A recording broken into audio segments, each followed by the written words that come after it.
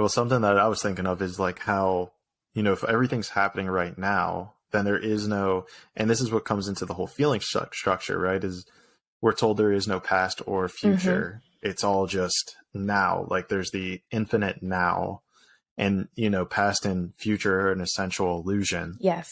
And so therefore, if you're able to, let's say, biohack or hack your subconscious into realizing that right now is that future. I have that car. I have that Mm-hmm. laptop. I have that money. I have that relationship.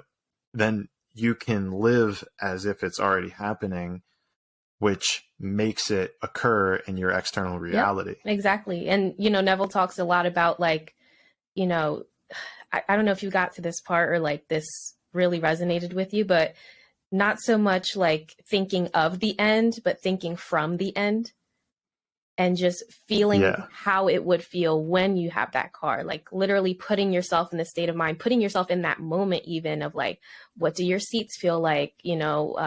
What color is the interior? What color is the exterior? Like, picture yourself grabbing the handle, getting into the car, sitting in it, feeling the wheel. Like all of those physical sensations and emotions that you would feel put you in that moment, technically, because there is no past, present, or future.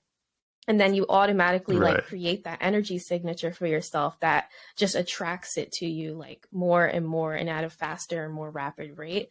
With repetition. And even if you like go to sleep doing this every single day or wake up doing this every single day, it's like such a powerful, powerful thing, because you then not only start to think as if you're this person with this car, but you're being as if you're this person with this car. Right. And what you're touching on, and this might be a key distinction for people that are going to be researching this or looking this up, is what we were talking about at the beginning was like the law of attraction. And then what this is and what he has kind of laid out is the law of Mm-hmm. assumption.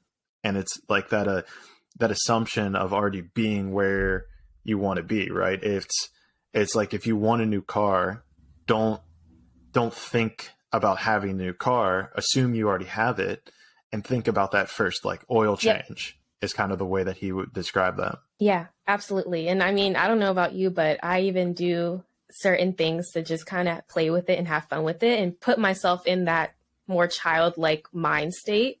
So even if you like draw out the symbol of the car that you want and you put it on the steering wheel, so when you're looking at your steering wheel, you don't see your old car logo, you see the new one. You know what I mean? Like stuff like that. Even though it's a little bit more playful, it's still imprinting on your subconscious, and your subconscious is believing like, oh, this is my car, because it's in make believe, it's in All right. dreamland, it's in like that age of 1 to 7 when you were, 5 years old and you were doing stuff like that and you fully believed, that you were driving that car at 5 years old. No, and I have a perfect personal example. There's so he tells you to create like a Yeah. scene, in your mind of like what you envision. And I don't want to go into the specifics about this particular thing that I'm trying to cultivate, but I created that scene, and then like you're saying, I even like kind of drew in my notebook like a couple pictures that would have occurred in Mm-hmm. that scene. And I shit you not, literally 2 days ago, I've been working on this for 4 days. 2 days ago, I saw that exact picture on somebody's timeline on my Oh, I Instagram love story. that. That's so cool. Right. I was like, oh my gosh, like this is like what he talks about is almost like the key to Mm-hmm. manifesting. It seems like this is what everyone's trying to point to, but he's highlighted like the most I don't want to say scientific because he doesn't go into it, but the most logically like available thing that we have Yeah, almost. absolutely. Like I think if you want to look at it from a science perspective, you're probably going to look more at like Dr. Joe Dispenza when he talks about like breaking the habit of being yourself or like becoming supernatural, because he has a lot of science to back it up.